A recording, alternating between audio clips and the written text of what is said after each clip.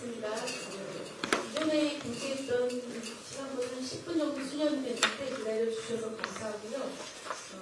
말씀드린 대로 오늘 협약 행사는 정확히 국민통합운동 공동정부 운영과 제7공화국 개헌 추진 협약서 협약식입니다. 그래서 여기에 관련된 협약서는 지금 언론들께 이미 배포를 해드렸고요. 그 내용을 두 분 부회장님과 정경 대표께서 낭독하신 걸로 하고 이후에 사인하시는 순서, 그다음에 모두발언하시고 기자를 먼저 모두 발언 먼저 하고 나중에 모두 발언 먼저 하시겠습니다. 이렇게 순서를 잠깐 바꿔서 모두 발언을 먼저 하시는 걸로 하겠습니다. 유영태 부회장 먼저 말씀 남기겠습니다.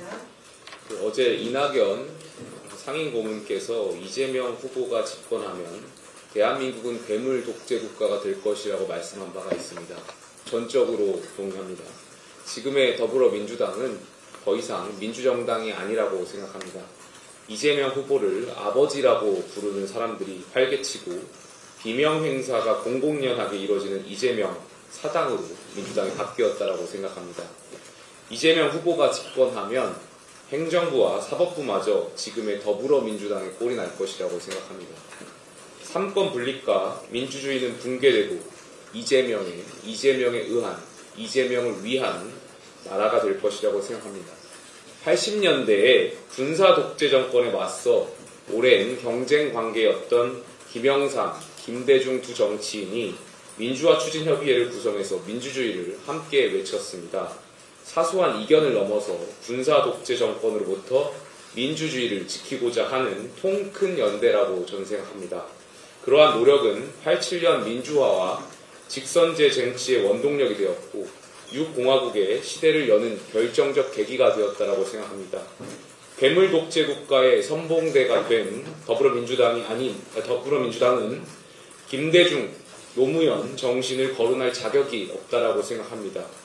김대중, 노무현 정신은 더불어민주당이 아닌 새미래민주당에 있다라고 생각합니다. 80년대 김영삼, 김대중 두 분처럼 국민의힘과 새미래민주당은 민주주의를 지키고 괴물독재 국가의 출현을 반드시 막겠습니다. 나아가서 모든 양심적 민주주의 세력과 연대해 협치와 타협, 대화와 공존이 가능한 제7공화국의 시대를 열겠습니다. 이상입니다. 감사합니다. 다음은 정경원 새미래민주당 말씀해 주시겠습니다.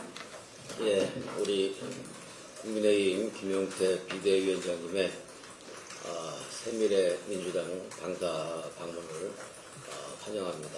그리고 함께해 주셔서 감사합니다. 제가 준비한 말씀도 간단히 드리도록 하겠습니다. 어제 이낙연 대표의 이낙연 전 총리님의 김문수 지지 선언이 있었고 그 전날 김문수 후보와 이낙연 대표와의 여러 논의와 그리고 공감대 형성의 결과로서 나타났습니다.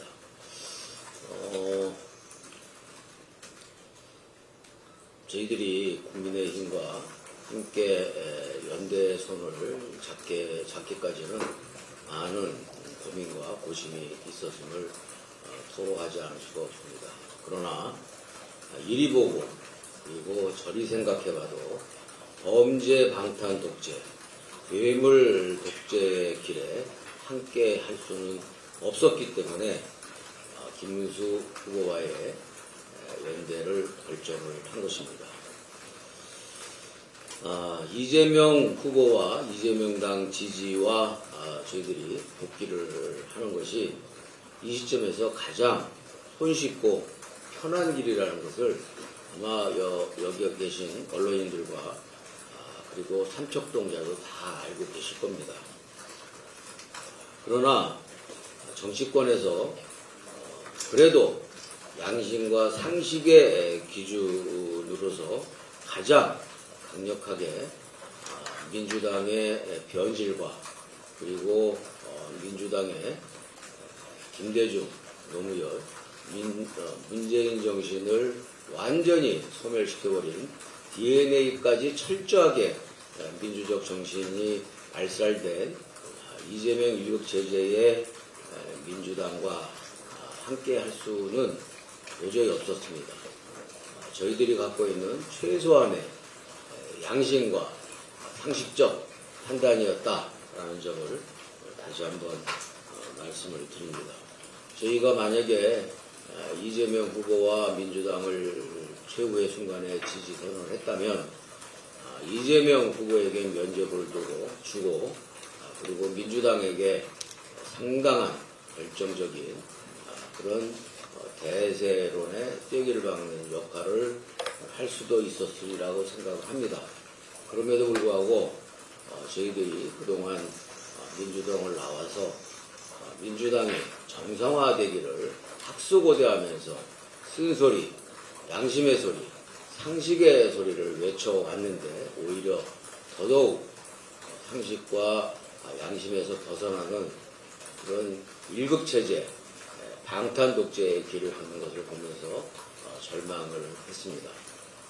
그나마 김문수라는 후보가 민주화 투사의 출신이고 노동운동 출신이면서 그 어느 정치인보다도 청렴결백하기 때문에 이재명 후보의 부패와 범죄 의혹과 대결적 국면에서 완전히 압도할 수 있는 경쟁력이 있다. 그러나 시간이 많지 않아서 김문수 후보의 본색을 정체를 아는 데까지는 상당히 시간이 걸릴 것이라는 점에 대해서 매우 안타깝게 생각하면서 이 자리를 빌어서 김문수 후보가 살아온 길과 김문수 후보의 재산 상황과 이재명 후보가 살아온 길과 이재명 후보의 재산 상황 그리고 똑같이 경기지사를 지냈는데 김문수의 족적과 이재명의 족적은 과연 어떻게 다른지 국민 여러분들께서 심각하고도 신중하게 판단을 해주실 것을 이 자리를 빌어서 간곡하게 말씀을 드립니다. 독재에 저항했던 그리고 민주주의를 지키고자 했던 김대중과 5월 광주 민주항쟁 정신이 여전히 살아 숨쉬는 5월에 입법, 행정, 사법, 상권을 모두 장악하는 괴물 독재의 길에 우리 새미래민주당은 결코 함께할 수가 없었습니다.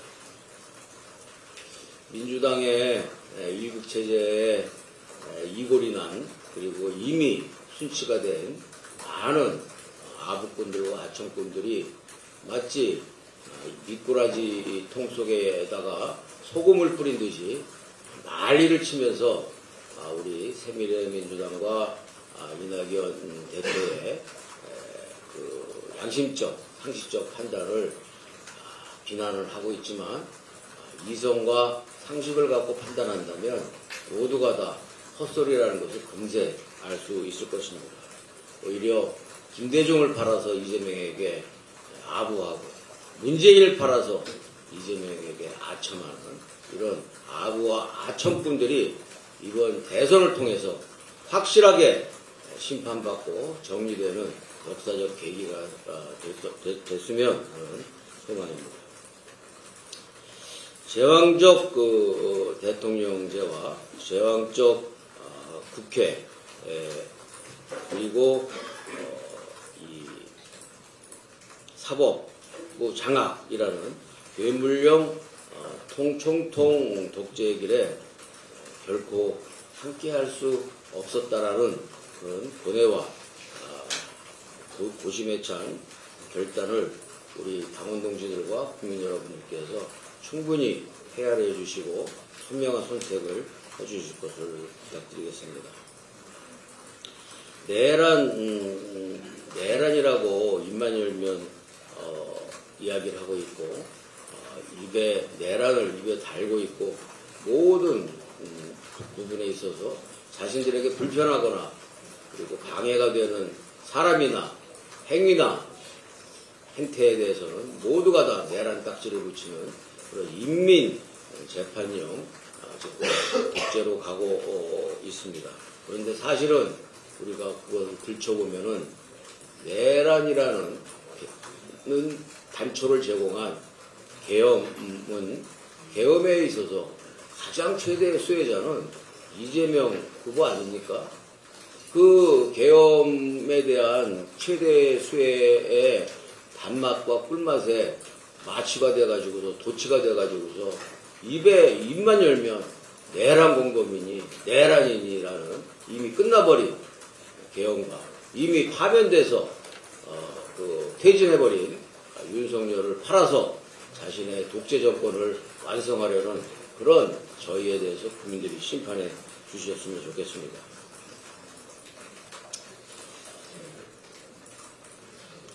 이재명 후보가 말씀드린 대로 내란을 입에 달고 있지만 내란은 2022년 대선 이후 윤석열, 이재명의 싸움과 대치로 사실상 시작됐습니다.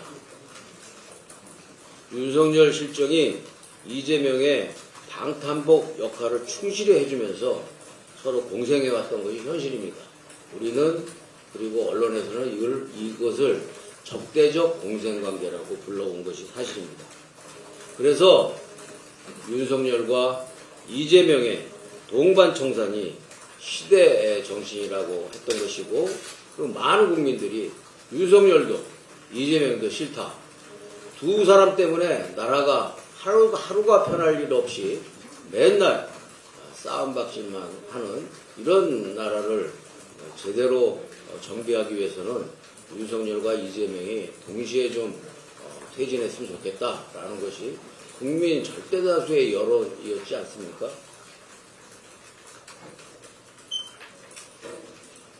그런 차원에서 우리 국민들께서 좀 더 확실하게 이 상황을 아시고 윤석열과 이재명의 동반청산이 시대정신이라는 점을 환기를 해주셨으면 좋겠습니다. 그리고 윤석열은 시대착오적 개헌으로 이미 파면됐습니다. 이제는 이재명 차례입니다. 그런데 이미 오래전에 끝난 실패한 개헌과 내란을 소환해서 선동하면서 자신의 범죄 방탄과 괴물 독재 국가로 폭주하고 있는 것입니다.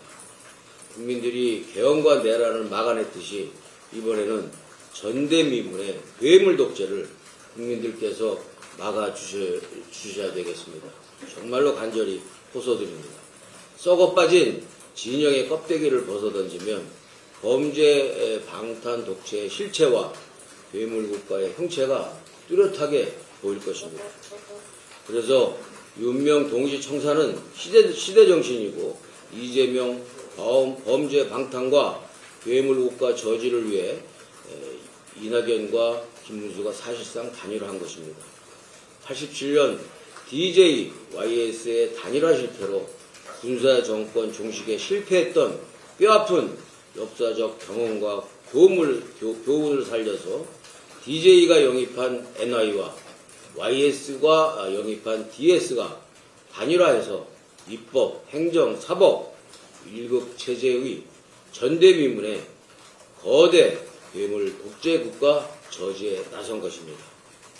윤석열 개헌과 내란을 국민의 힘으로 격파했듯이 방탄 독재, 괴물 독재를 국민들께서 저지시켜 주시고 계엄을 부숴버린 국민의 힘으로 치러지는 선거를 방탄 독재를 깨부수고 괴물 독재를 반드시 저지해내는 결과로 만들어 주실 것을 다시 한번 호소드립니다. 말이 나온 김에 이준석 후보님께도 간곡하게 호소드립니다. 이준석 후보님의 역량과 정치적 잠재력은 국민들이 충분히 확인을 했습니다. 이준석 후보도 시종일관 보면은 이재명 범죄 방탄 독재의 강력한 반대 의지와 저지 의지를 반복해서 말씀하고 계십니다. 지금 정치 현실에서 단일화는 정치공학이 아닙니다. 바로 윤명 동시청산이 시대 정신이기 때문에 지금의 단일화는 정치공학이 아닌 시대 정신이다라는 점을 한번 되돌아보시기를 말씀드립니다. 윤명 동시청산이라는 시대 정신으로 아무쪼록 이재명 괴물 독재 정권의 등장을 함께 막아내는 대열에 참여해 주실 것을 부탁드리고 부디 이재명 괴물 독재 정권의 도우미 역할을 결과적으로 하게 되는 치명적인 오류를 하지 않으시기를 간곡하게 부탁을 드립니다.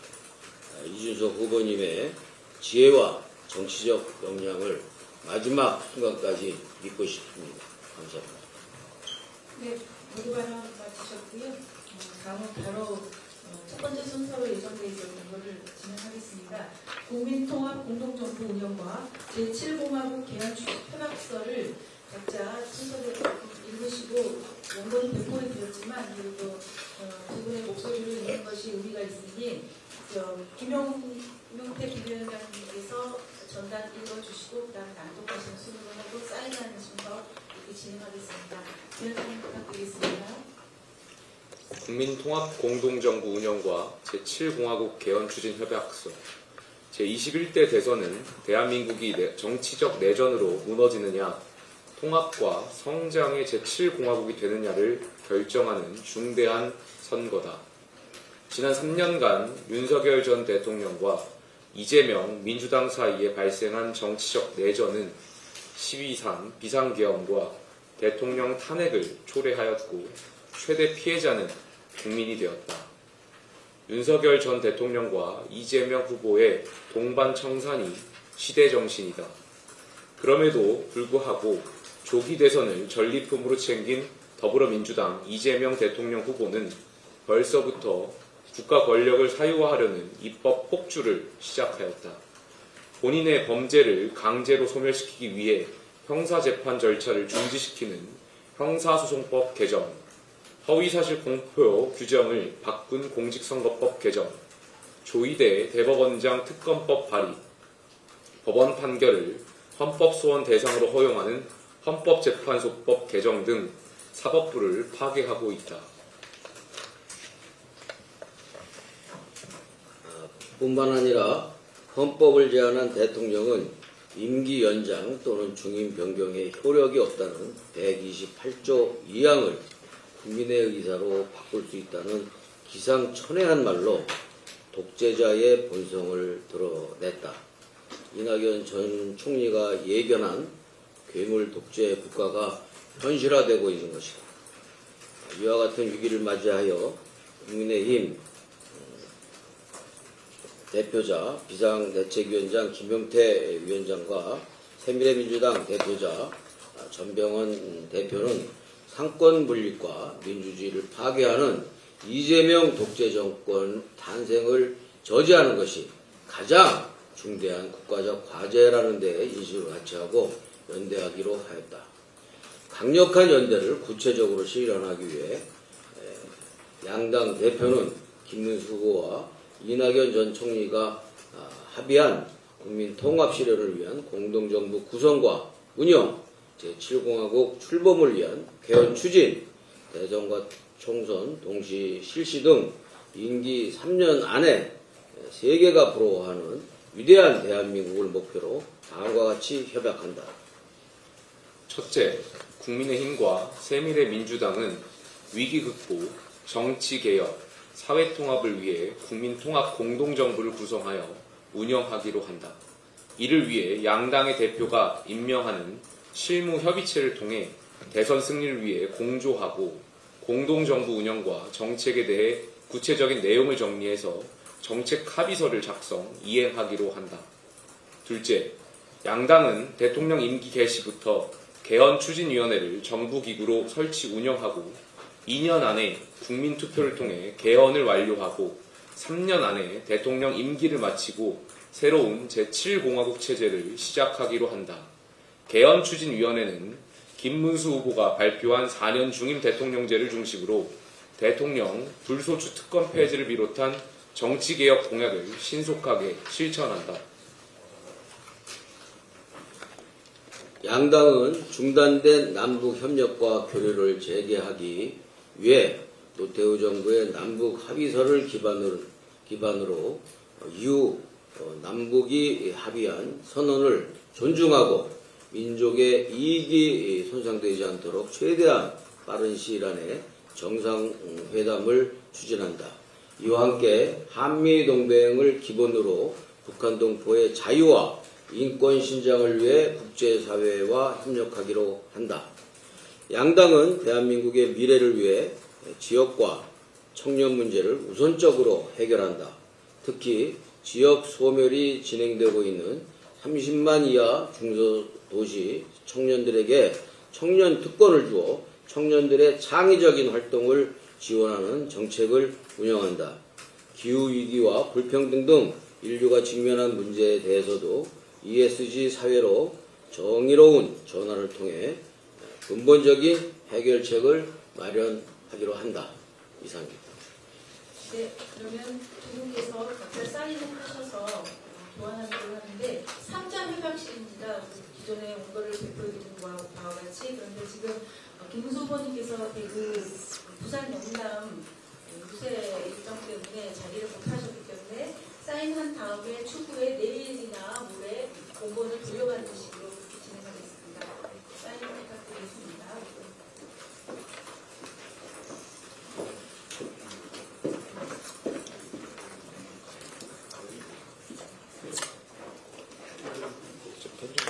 예.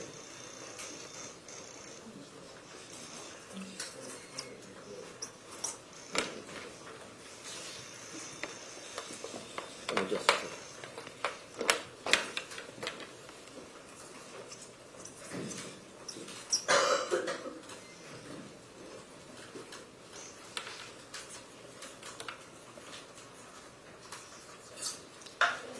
혹시 일어서셔서 사진을 찍으면서 좋지 않을까요? 네.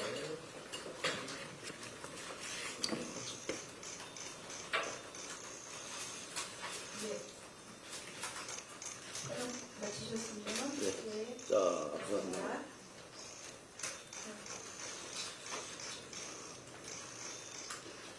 자.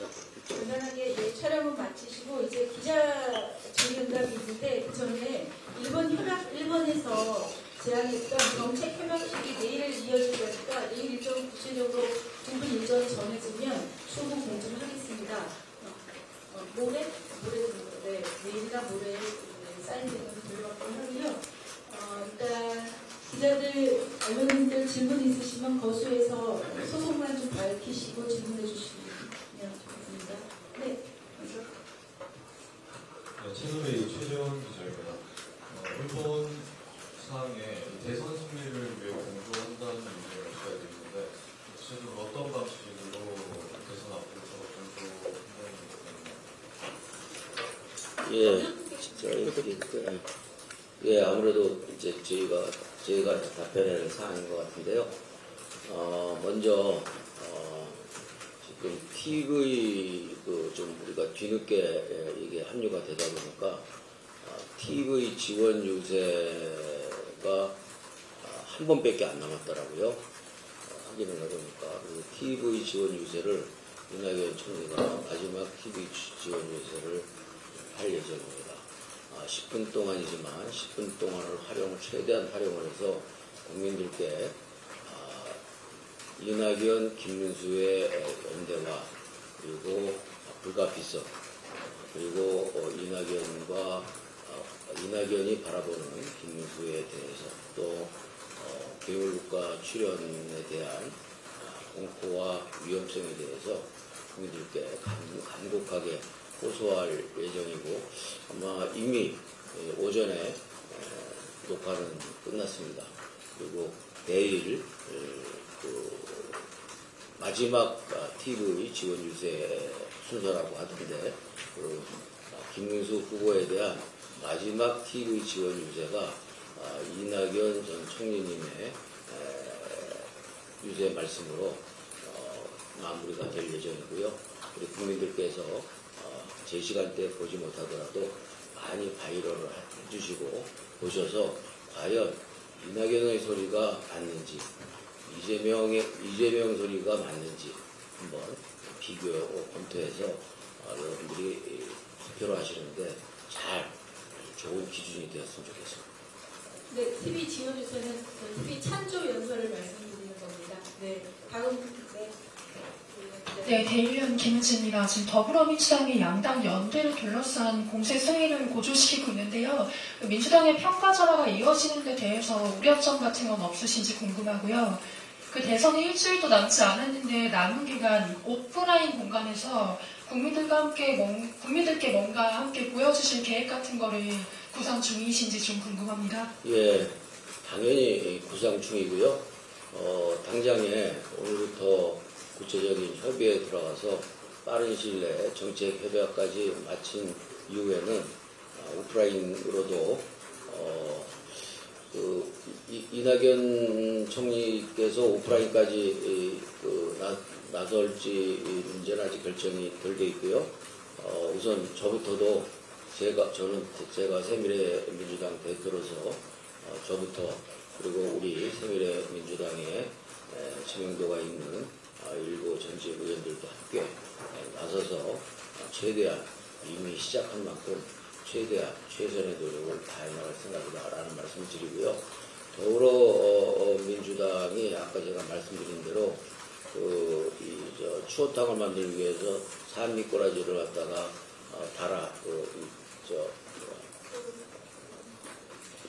다라에다가 이렇게 다라라는 말은 대야에다가 이렇게 담가놓고서 미꾸라지한테 이렇게 소금을 뿌리면은 막 난리를 치는데 그래서 제가 그 미꾸라지에 소금 맞은 미꾸라지처럼 그렇게 호들갑들을 떨고 있다라고 표현을 했습니다만 그렇게 소금 맞은 미꾸라지처럼 그렇게 난동과 막말에 가까운 이야기로 비난하고 있는 것은 호들갑을 떨고 있는 것은 그만큼 이낙연의 지지가 이재명의 아픈 곳을 부각시키고 그리고 김문수 후보가 갖춰야 될 보완점을 대단히 잘 보완해주는 역할이어서 강력하고도 유력적인 그런 연대 효과가 나타날 것이다 라는 그런 공포감 내지는 반감의 반증이라고 생각하고요. 더 많이 저희들이 좀 더 많은 소금을 뿌려줄 테니까 더 많이 날뛰었으면 좋겠습니다.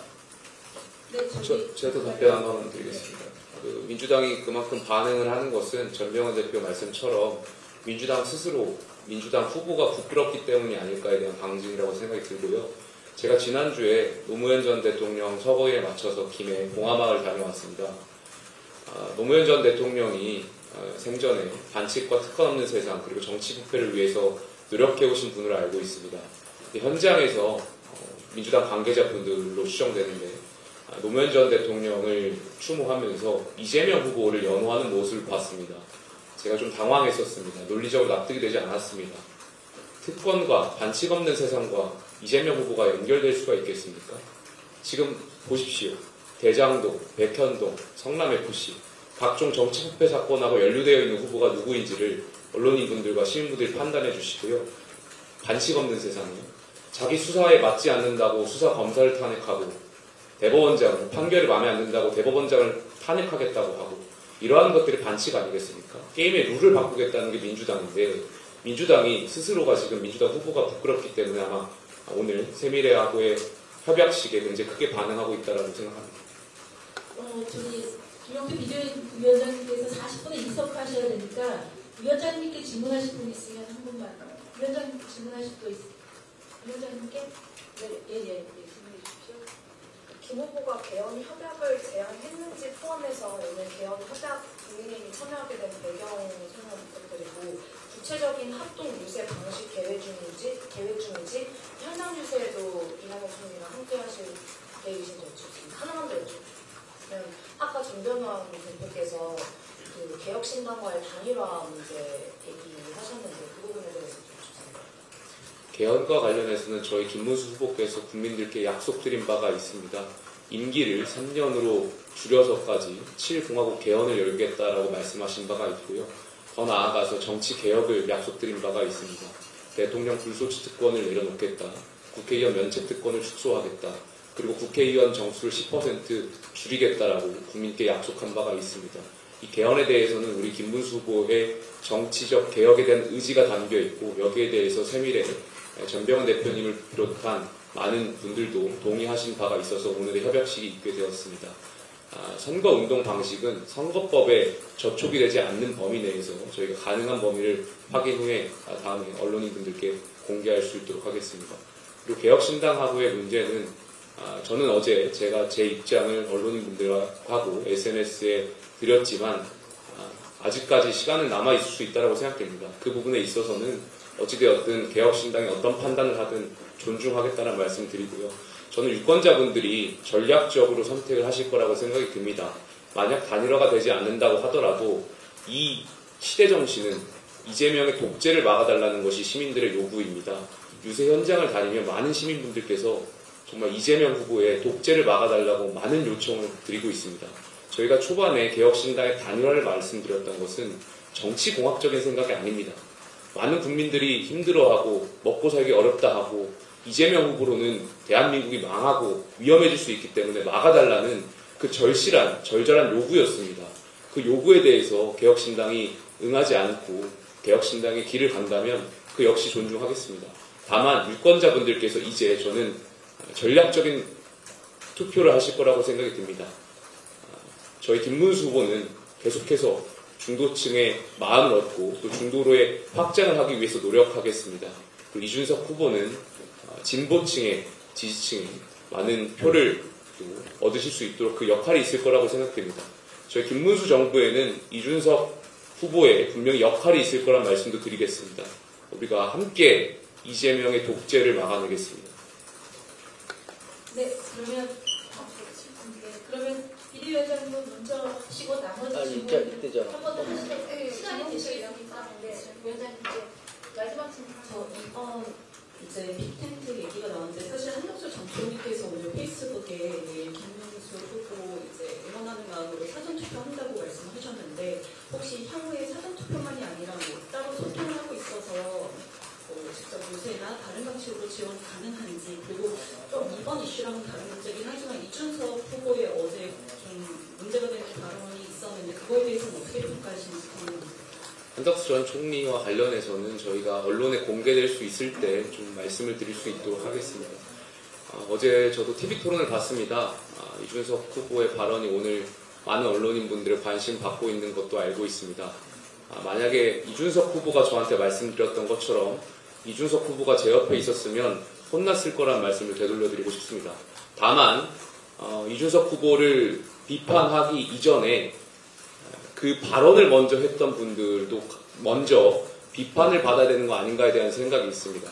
이준석 후보는 말씀을 인용했고 물론 그 인용을 하는 과정에서 그것이 대선 TV 토론에서 적절했는가 그리고 많은 시청자 여러분들께 국민들께 과연 적절한가에 대한 의문과 비판이 있을 수 있습니다. 다만 그 비판을 하기 이전에 그 발언을 정말 성폭력적인 발언을 한 분들에 대한 비판이 먼저 해야 되지 않는가에 대한 생각이 있고 그러한 선행이 있지 않고 이준석 후보를 비판하고 있는 가짜 진보, 가짜 위선자들에 대한 그런 행태에 분노를 금할 수 없습니다. 또 질문 때 그러면 비대위원장님 먼저 이석하셔도 제가 호남 일정이 있어서 잘 부탁드리겠습니다. 저 영상을 생각해봅니다. 그 지역 소멸 관련해서 특히 그 대구 경북 청년들 같은 경우 일자리가 없어서 다 수도권으로 다 떠나는 중인데 지금 협약서를 봤을 때 지역 청년 문제를 위한 대책이 구체적이지 않고 좀 모호하다는 생각이 듭니다. 청년들이 지방을 떠나지 않기 위한 구체적인 청사전이 있다면 혹시 무엇인지? 그 문제는 영남 지방의 문제가 아니라고 생각됩니다. 전국적으로 지방 소멸에 대한 위기가 있고 제 지역구는 포천 가평이고 그 포천 가평도 비슷한 문제를 가지고 있습니다. 지역을 활성화시키고 청년의 일자리를 지역에서 활성화시키기 위해서는 전 정주 여건이 조성돼야 된다고 생각됩니다. 그 자리에서 태어난 그리고 그 자리에서 일하고 배웠던 청년들이 자신 있게 그 자리에서 일하고 할 수 있는 복지라든지 교통이라든지 이런 여건들이 충족이 되어야 된다고 생각이 들고요. 저희 김문수 후보께서는 거기에 맞춰서 GTX라든지 이런 교통혁명을 전국적으로 넓혀가고 각 지역에 맞는 인프라를 갖추겠다고 말씀드린 바가 있습니다. 자세한 사항에 대해서는 저희가 다시 한번 설명드릴 수 있도록 하겠습니다. 네, 그럼 위원장님께서 시작하시고 하셨습니다. 다음 질문 있으시면 전병훈 대표께 질문 부탁드리겠습니다. 혹시 질문 있으십니까? 네. 자, 여기만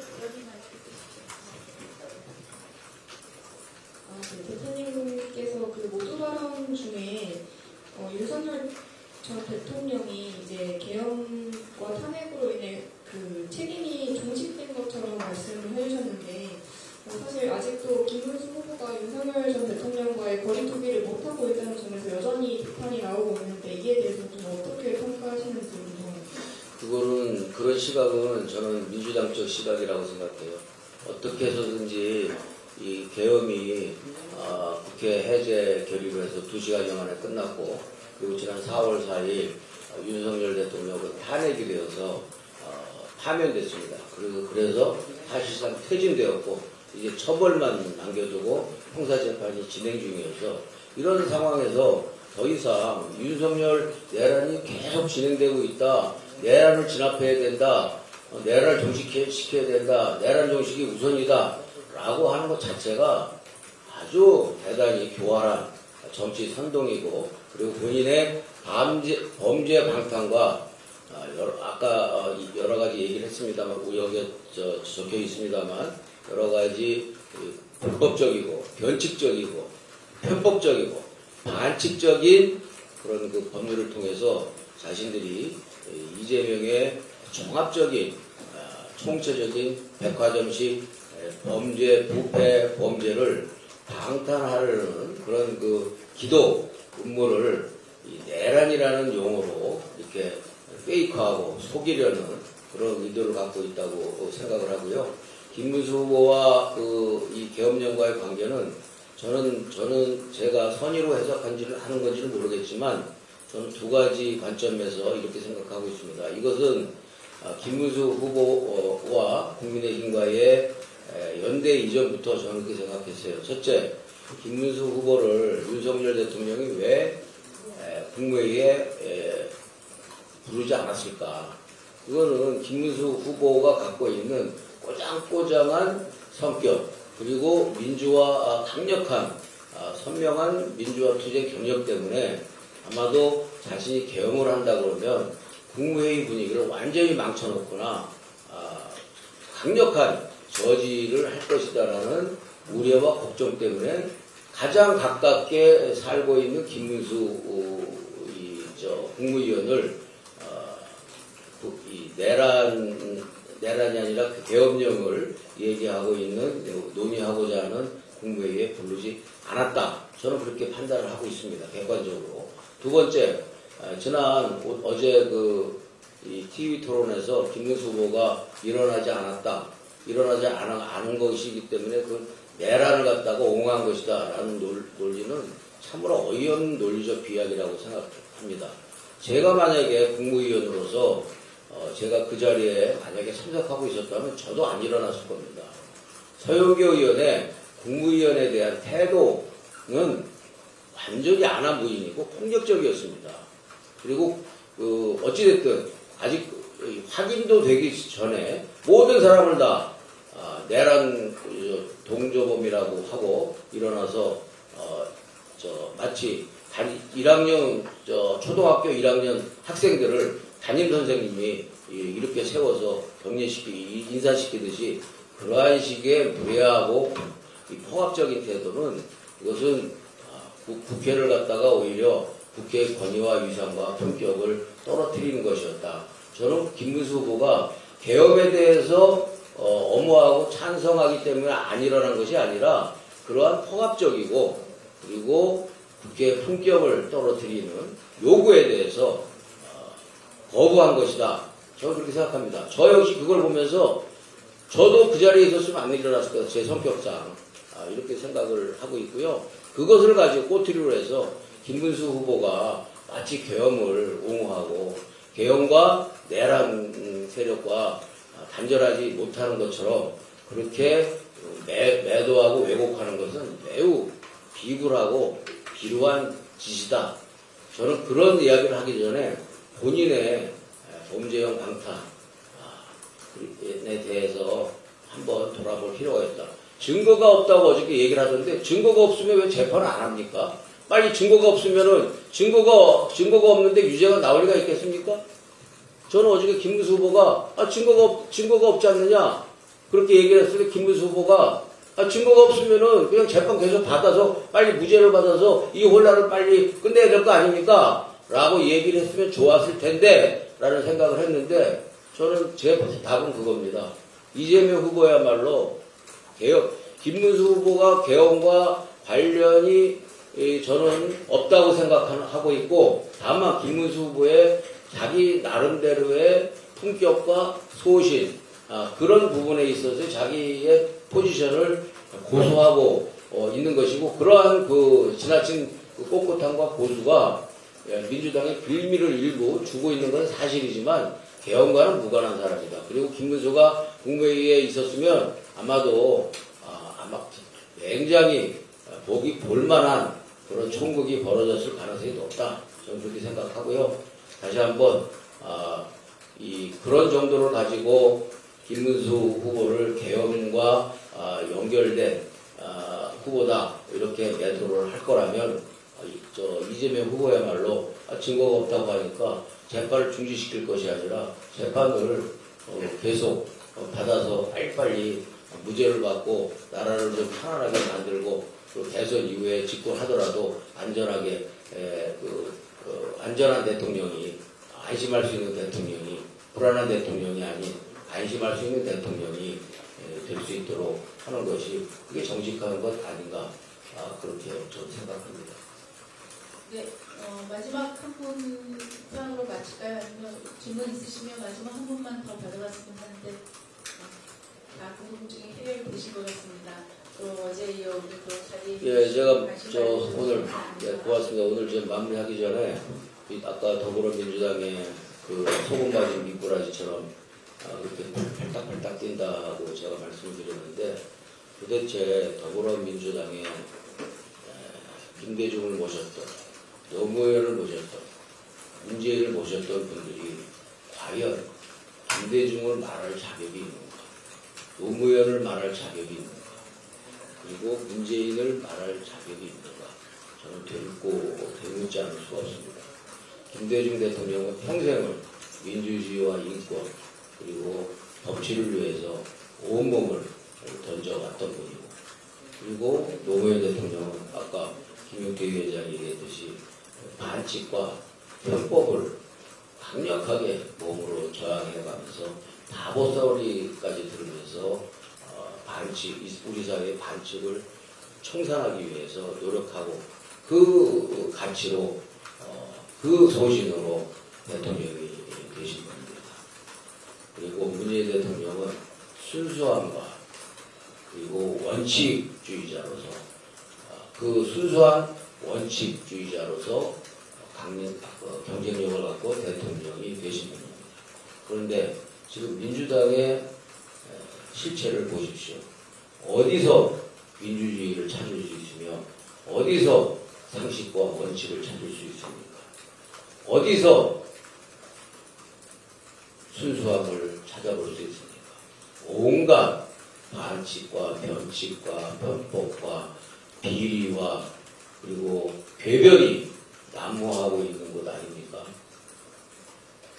원칙과 상식은 매장되고 불법과 반칙과 편법이 난무하고 그리고 오직 아청과 아구의 유토피아가 되어 있는 민주당에 대해서 한마디도 못했던 분들이 아이고 잘됐다 이재명한테 이번 기회에 다시 한번 잘 보이고 나 여기 있어 라고 아부와 아청할 기회가 정말 기가 막힌 천재이구다 해서 그 기회를 놓치지 않고 이재명 후보에게 아부하고 아청하기 위해서 이낙연 대표와 새미래민주당을 공격하는 그러한 비루하고도 처참하고도 한심한 모습에 대해서 다시 한번 강력하게 경고하면서 스스로 성찰해 보기를 바랍니다. 그리고 민주당의 모습을 되돌아보기 바랍니다. 그리고 평생을 민주당이라는 이름으로 지지해왔던 많은 민주주의에 대한 신념을 갖고 있는 민주당 지지자들께서도 과연 지금의 민주당의 모습이 남아있는지, 과거의 민주당의 DNA가 한 톨이라도 남아서 살아 숨쉬고 있는지 한번 점검해 보시고 이번에 투표에 응해 주시기를 간곡하게 호소드립니다. 우리는 상식과 그리고 이성에 의해서 우리가 정치적인 판단을 했다. 그리고 양심에 단 하나의 꺼리낌도 없다. 김대중 대통령께서 행동하지 않는 양심은 악의 편이라고 말씀하셨습니다. 정나각 고문께서도 금년 1월 6일 김대중 대통령 101주년 탄생일에 그렇게 말씀을 하셨습니다. 행동하지 않는 양심은 악의 편인데 민주당이 이렇게까지 변질됐는데 내가 그동안은 김대중 대통령 탄생 100년 때문에 참아왔지만 올해부터는 할소를 하면서 하늘에 올라가서 김대중 대통령께 부끄럽지 않은 비서실장으로서 인사드릴 수 있도록 옳은 소리를 계속하겠다라고 했습니다. 저희는 김대중 대통령을 팔아서 그 남은 권력의 찌끄리기, 떡고물에 고물에 연연하는 그런 자세에서 벗어나서 행동하는 양심으로서 외롭지만 우리 저번 민주진영에서는 유일하게 외롭지만 어렵고 험난한 길을 양심과 상식에 따라서 선택했다. 더불어민주당의 내 인사들이나 그 어느 누구도 우리를 비난하고 비판할 자격이 없다. 따라서 한마디로 말씀을 끝내겠습니다. 그만 닥치고 있어라. 이상입니다. 네, 오늘 이 시간 고생하셨고요. 이상으로 토론식을 마치겠습니다. 돌아가시고요. 내일은 정책 토론식이 있을 예정이고 일정이 확정되는 대로 다시 공지해드리겠습니다. 고맙습니다. 내일 정책협약식은 오늘 김용태 비대위원장이 저희 당사를 방문했기 때문에 내일은 저희가 국민의힘 당사를 방문을 해서 정책협약식을 하고 몇 가지 중요한 정책에 대해서 발표를 할 예정입니다. 아까 청년 문제도 말씀을 하셨는데 청년 문제에 대해서도 좀 더 구체적인 말씀을 드리겠다라는 말씀입니다. 이상입니다. 네, 고맙습니다. 안녕히 돌아가십시오.